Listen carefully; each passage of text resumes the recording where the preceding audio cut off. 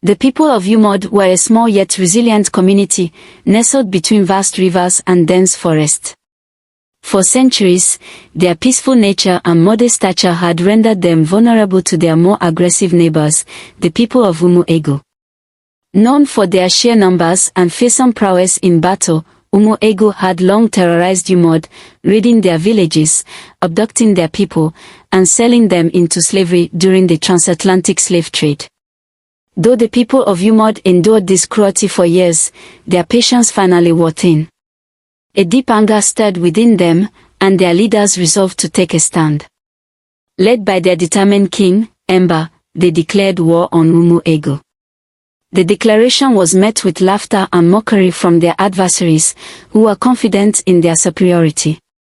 Believing themselves unbeatable, Umu-Egu allowed Umod the privilege of choosing the battlefield. To their surprise, the people of Umod selected the banks of the Honor River, a tranquil waterway known for its mysterious depths and tales of powerful spirits. Unknown to Umu-Egu, King Emba had made a desperate decision in the dead of night. He approached the river goddess, the mighty spirit said to inhabit the Honor River, and offered an unimaginable sacrifice, his beloved firstborn son, Prince Obas.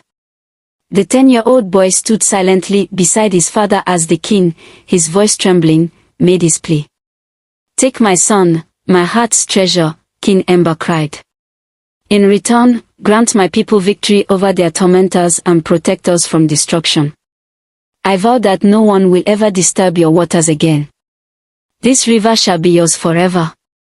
The river goddess emerged from the depths, her immense presence radiating power. Her voice echoed like the rushing wind, carrying both a warning and a blessing. "Do not harm your child as a sacrifice, King Emba," she intoned. "I will grant your request, but you must honor the treaty made here today.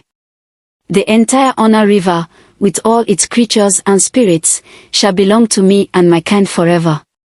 It shall remain untouched by your people, and any who defy this pact will feel my wrath." Overwhelmed with relief, King Emba swore to uphold the pact. The goddess vanished into the river, leaving behind ripples that shimmered under the moonlight. With the goddess's blessing, the people of Umod faced the mighty warriors of Umu-Egu with newfound strength. On the day of the battle, the Honor River roared in fury. Waves surged and spirits rose, aiding Umod's warriors. The once dominant Umu-Egu forces were thrown into disarray, their soldiers dragged into the depths by unseen hands. By nightfall, Umu-Egu was utterly defeated. King Emba issued a decree to honor the sacred pact. Anyone who dares to fish from the Honor River shall be sacrificed to the river along with their entire family. The goddess has granted us her protection, and we must honor her forever. Generations passed, and the river remained untouched. The Honor River became a symbol of reverence, its waters brimming with life and mystery. Over time, however, the stories of the river goddess began to fade into legend. By the reign of King Yena, Emba's great-great-grandson, the once feared tales had become little more than folklore. King Yena faced a kingdom thriving in prosperity, yet whispers of change filled the air. The elders warned of the ancient pact, but younger voices pushed for progress.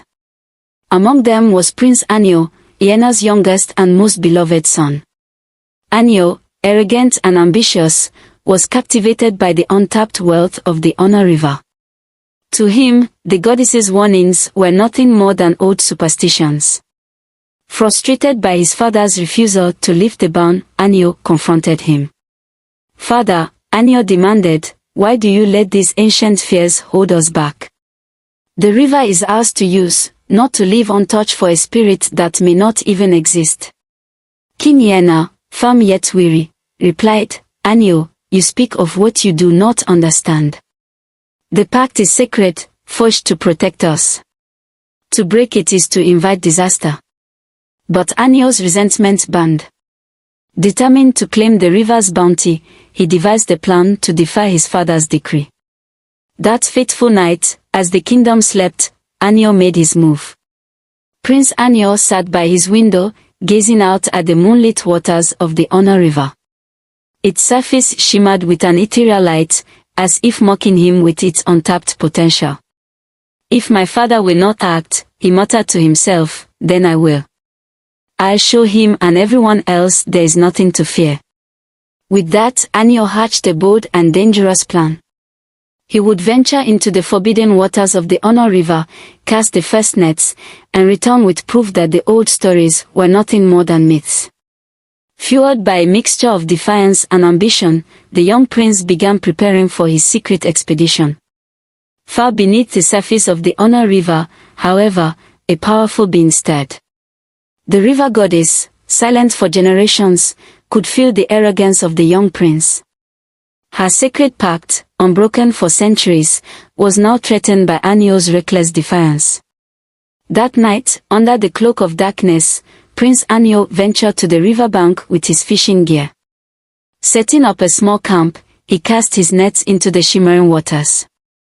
To his astonishment, the river yielded its treasures immediately. The fish he caught were unlike any he had seen before, large and beautiful, their scales glittered like gemstones under the moonlight. Each catch only fed his growing arrogance, and he marveled at the sheer abundance of the river's bounty. As dawn approached, Anio hauled his shimmering catch back to the palace, filled with pride. He ordered the royal cooks to prepare the fish for a grand feast in honor of his father, King Yena. When the meal was served, the king was astounded. The fish was the most exquisite he had ever tasted, delicate, flavorful, and rich beyond compare. "Who has brought such a remarkable dish to my table?" the king asked. With a sly smile, Anio replied, "A fisherman from a neighboring village brought this to me, father. I thought they would make a fine feast for you." The king, impressed, ordered that such fish be prepared for him every day. Encouraged by his father's praise, Anio returned to the river night after night, casting his nets in secret and basking in the accolades that followed. But his actions did not go unnoticed. The once tranquil Honor River began to ripple with unease, and its goddess grew increasingly aware of the prince's nightly trespasses. Still, she held her wrath in check, trusting in the strength of the sacred pact. One fateful evening, as the goddess's children played along the water's edge, their laughter echoing softly through the trees, Anio arrived. Startled by his approach, the children transformed into enormous fish and dove into the water. Catching sight of their radiant forms, Anio was overcome with greed. "This fish," he whispered, "will make me a legend in my father's court." With fevered determination, he cast his net and caught several of the goddess's children in one sweep. Among them was the most radiant of all, a fish whose scales glowed with an otherworldly light. Oblivious to the creature's true nature, Anio decided to prepare and eat it on the spot. As the fish grilled over the fire, its aroma filled the air. Anio's heart swelled with triumph as he savored its flesh, ignorant of the catastrophic forces he had unleashed. Deep beneath the river's surface, the goddess heard the anguished cries of her children. "Mother! Mother!" they wailed.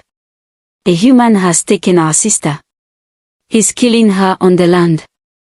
With a surge of fury, the goddess rose from the depths. The ground trembled as she emerged, her presence a force of nature. She found Anio seated by the fire, saving the flesh of her most beloved daughter. The goddess let out a piercing scream, her voice shaking the earth and sky. The once serene river churned violently as if reflecting her wrath. Anio froze, dropping his food as he turned to face the towering figure before him. Her eyes blazed with grief and rage, and her voice echoed like thunder. "You dare defy me," she roared. "You slaughter my child and desecrate my waters." The goddess's wrath turned night into day, her scream reverberating across the kingdom.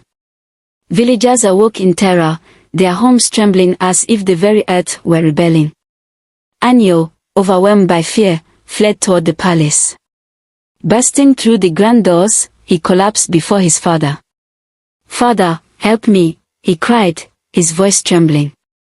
"I've done something terrible.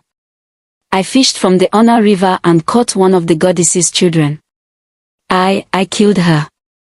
And now she's coming for us all. King Yena, horrified, listened to his son's confession. He had always respected the sacred pact made with the river goddess, a pact that had safeguarded their people for generations. "Anio," the king said, his voice heavy with sorrow, "do you understand what you've done? Your greed has condemned us all." Before they could say more, the palace doors flew open with an unnatural force. The river goddess entered, her presence dark and overwhelming. Her voice, cold and commanding, silenced all who were present. "Your son has broken the sacred pact," she declared. "For this, your kingdom shall pay the price."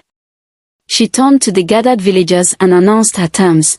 By midnight, the royal family must be sacrificed to her waters, or every firstborn child in the kingdom would perish. Panic and fury swept through the crowd. The villagers, terrified for their children, turned on the king and Anio. They dragged them to the riverbank, their cries for mercy drowned by the rising tide.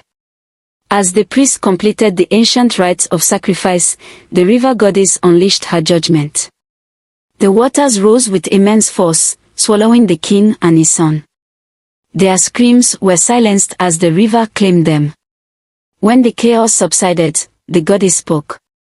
"This kingdom shall be cleansed," she decreed. "Its next ruler shall be the humblest among you, one who honors the sacred pact." A humble farmer, Ugochukwu, was chosen to lead the kingdom. Under his reign, the people vowed never to defy the goddess again. The Honor River, once a source of fear, became a revered symbol of the sacred bond between the land and its protector. And so, the kingdom was reborn, its people forever reminded of the cost of arrogance and the power of respect. Thanks for watching. Do not forget to like, share, comment and subscribe to this channel for more. God bless you.